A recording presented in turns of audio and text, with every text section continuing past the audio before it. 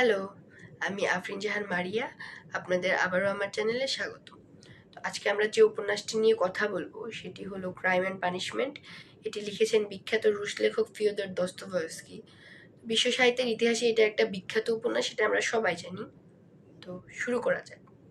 আচ্ছা, প্রথমেই যদি আপনাকে একটা সমীকরণের কথা বলা হয় যে আপনি একটা খুন করে আরো 10 জন মানুষের ভালো করতে পারবেন, তাহলে সেই খুনটা কি নৈতিক দিক থেকে সঠিক হবে? ধরেন যে আপনি যাকে খুন করবেন সে একজন খারাপ লোক, সে সমাজের বোঝা। এখন তাকে খুন করে তার যে সঞ্চিত অর্থ আছে, সে অর্থটা নিয়ে যদি আপনি আরো 10 জন দরিদ্র মানুষের মুখে অন্ন তুলে দিতে পারেন, তাহলে সেই খুনটা কি নৈতিক দিক থেকে যুক্তিসঙ্গত হবে? এই প্রশ্নটা নিয়ে মূলত আমাদের আজকের এই উপন্যাস। তো এই উপন্যাসের শুরুতে আমরা 23 বছর বয়সী একজন যুবক যার নাম রোডিয়ন রাসকলনিকভ, তার সাথে পরিচিত হই। সে হচ্ছে সেন্ট পিটার্সবার্গের একটা অন্ধকার প্রকোষ্ঠীতে বসবাস করে। তো সে মূলত একজন আইনের স্টুডেন্ট, কিন্তু বর্তমানে দারিদ্রতার কারণে সে তার পড়াশোনাটা কন্টিনিউ করতে পারছে না। যাই হোক, তার হচ্ছে নিজস্ব একটা থিওরি আছে। মানে সে মনে করে যে পৃথিবীতে দুই ধরনের মানুষ আছে। একটা জনগোষ্ঠী হচ্ছে সাধারণ মানুষ, আরেকটা জনগোষ্ঠী হচ্ছে অসাধারণ মানুষ। তো যারা সাধারণ মানুষ, তারা পৃথিবীতে সাধারণভাবে জন্মগ্রহণ করে, সমাজে প্রচলিত যে আইনগুলো আছে সেগুলো তারা মেনে চলে, আর সাধারণভাবে মৃত্যুবরণ করে। তাদের লাইফে তেমন উল্লেখযোগ্য কোনো ঘটনা নেই। কিন্তু যারা অসাধারণ মানুষ, তারা সমাজে প্রচলিত আইন মানে না। তারা অনেক বৃহৎ স্বার্থে অনেক ক্ষুদ্র ক্ষুদ্র স্বার্থ বিসর্জন দেয়। ইতিহাসের একটা বিশাল জায়গা জুড়ে তাদের অবস্থান। যেমন এই উপন্যাসেই হচ্ছে নেপোলিয়নের কথা বলা হয়েছে। তো আমাদের যে মেইন চরিত্র রোডিয়ন রাসকলনিকভ, সে মূলত নিজেকে একজন অসাধারণ মানুষ মনে করে। সে ভাবে যে সে একজন অসাধারণ মানুষ। তো যাই হোক, এই পর্যায়ে এসে তার গ্রাম থেকে তার মায়ের একটা চিঠি আসে। তো এই চিঠিটা পড়ে আমরা জানতে পারি যে তার বোনের বিয়ে ঠিক হয়েছে। তার বোনের বিয়ে ঠিক হয়েছে এমন একটা মানুষের সাথে যার হচ্ছে অনেক অর্থ আছে, কিন্তু সে হচ্ছে খারাপ। সে হলো অহংকারী, মানে লোভী এমন টাইপের। তো এই সব কিছু জানার পরেও তার বোন হচ্ছে এই খারাপ মানুষটাকে বিয়ে করতে চাইছে, রাজি হয়েছে। কারণ হচ্ছে ও ভেবেছে যে এই লোকটাকে যদি বিয়ে করে তাহলে ওর ভাইকে ফাইন্যান্সিয়ালি একটু হেল্প করতে পারবে, যাতে ওর ভাই হচ্ছে ভালো মতো তার পড়াশোনাটা শেষ করতে পারে। তো এইটা ভেবেই মূলত ওর বোন বিয়ে করতে রাজি হয়েছে। তো এটা তো বুঝে যায়। বুঝে যাওয়ার পরে ও সেটা কিছুতেই মানতে পারে না। ওর জন্য ওর বোনের এই বিসর্জন ও কোনোভাবেই মেনে নিতে পারে না। তো ও ভাবে যে যেভাবেই হোক এই বিয়েটাকে আটকাতে হবে। তো কিন্তু ওরই আর কি করার আছে, ওর নিজেরই হচ্ছে খাবার পয়সা নেই পকেটে। তো ওর তো কিছু আসলে কিছু করার নেই। তো সেই পর্যায়ে হচ্ছে ওর একটা বৃদ্ধার কথা মনে পড়ে, যে হচ্ছে সুদের ব্যবসা করে। তো এই বৃদ্ধা হচ্ছে এমন করে মানুষের অসহায়ত্বের সুযোগ নিয়ে এমন করে মানুষকে অত্যাচার করে যাচ্ছে। তো ভাবে যে হচ্ছে এই বৃদ্ধাটাও একটা খারাপ লোক, ও একটা সমাজের বোঝা।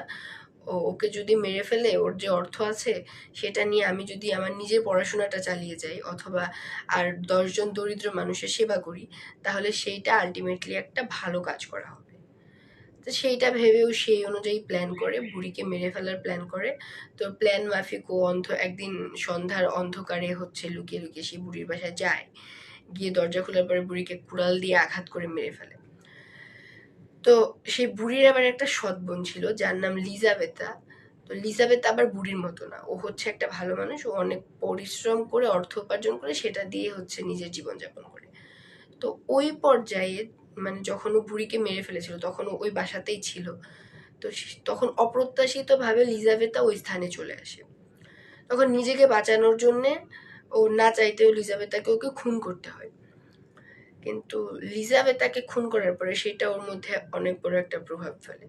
কারণ ও তো ভেবেছিল যে বুড়ি একটা খারাপ লোক। বুড়িকে মেরে ফেলে যদি ও হচ্ছে বুড়িকে মেরে ফেলে সেটা সমাজের জন্য একটা আগাছা দমন করা হবে। কিন্তু লিজাবেথা তো আর বুড়ির মতো না, লিজাবেথা তো একজন ভালো মানুষ। তো লিজাবেথাকে মারার পরে ও সেটা কোনোভাবেই মানতে পারছিল না। তখনও ভাবছিল যে ও আসলে কোনো অসাধারণ মানুষ না, ও হচ্ছে একজন অপরাধী যে নিজের অপরাধকে লুকানোর জন্য একটা সাধারণ মানুষকে, একটা ভালো মানুষকে মেরে ফেলেছে। তো এইগুলা ভেবে তো অনেক ডিপ্রেশনে চলে যায়, অনেক অসুস্থ হয়ে যায়। তো অসুস্থ হওয়ার পরে ওর একটা বন্ধু ছিল যার নাম ছিল রাজু মিহিন। ওর অনেক সেবা যত্ন করে, অনেক অনেক সুস্থ টুস্থ করে তোলে। কিন্তু তারপরেও ও এটা কোনোভাবেই মেনে নিতে পারছিল না। মানে একদম ডিপ্রেশনে তলিয়ে গিয়েছিল। তো সেই পর্যায়ে এসে ওর একটা মেয়ের সাথে পরিচয় হয় যার নাম হচ্ছে সোনিয়া। সোনিয়া হচ্ছে 18 বছর বয়সী একজন যুবতী, যার হচ্ছে বাসায় বাবা, সৎ মা আর সৎ ভাই বোন আছে। তার বাবা হচ্ছে সংসারের টাকা নিয়ে সেটা দিয়ে মদ কিনে খায়, মাতাল। যদিও সংসারের ইনকাম সোর্স তেমন ছিল না, তো এখন তার বাবা মা সৎ ভাই বোনের এত বড় ফ্যামিলি, সেটা কিভাবে চলবে? তো পরিবার চালানোর জন্যে তাকে হচ্ছে বাধ্য হয়ে পতিতাবৃত্তি করতে হয়। তো এই যে ওর জীবনে যে এত কষ্টের কাহিনী, তারপরেও দেখা যায় যে সৃষ্টিকর্তার প্রতি অথবা সমাজের প্রতি ওর কোনো অভিযোগ নেই। তো এটা দেখার পরে এই জিনিসটা হচ্ছে রাসকুলনিকভের মধ্যে অনেক প্রভাব ফেলে। ও ভাবে যে সোনিয়া তো এত দুঃখে আছে, তারপরে তো ওর তো কোনো কিছু নিয়ে কোনো অভিযোগ নেই, ও তো ঠিকই সৃষ্টিকর্তায় বিশ্বাস করে। ও ভাবে একদিন সে ঠিকই হচ্ছে আলোর সন্ধান পাবে। তো এগুলো ভেবে ও গিয়ে শেষমেশ সোনিয়ার কাছে নিজের অপরাধের কথা স্বীকার করে। তো স্বীকার করার পর ও তো ভেবেছিল যে সোনিয়া ওকে ছেড়ে চলে যাবে, সোনিয়া ওকে বুঝবে না, সোনিয়া ওকে অপরাধী ভাববে। কিন্তু ওর কাহিনী শোনার পরে সোনিয়া তো অনেক কান্নাকাটি করে। সোনিয়া বলে যে তোমার মতো দুঃখী মানুষ তো এই পৃথিবীতে কেউ নেই। এগুলো বলে ওকে অনেক সহানুভূতি জানায়। তারপর সোনিয়া ওকে হচ্ছে প্রায়শ্চিত্ত করার কথা বলে, পুলিশের কাছে গিয়ে নিজের অপরাধের কথা স্বীকার করতে বলে। তো সেই অনুযায়ী সোনিয়ার কথা শুনে ও গিয়ে পুলিশের কাছে হচ্ছে নিজের অপরাধের কথা স্বীকার করে। ও যে খুন করেছিল ওকে ধরার কোনো ওয়ে ছিল না, মানে এমন ভাবে প্রমাণগুলো লুকাইছে যে ওকে ধরার কোনো উপায়ই ছিল না। পুলিশরাও জানতো যে ও খুন করছে, কিন্তু মানে তাদের হাতে এমন কোনো এভিডেন্স ছিল না যে এটার বেসিসে ওকে গিয়ে অ্যারেস্ট করবে।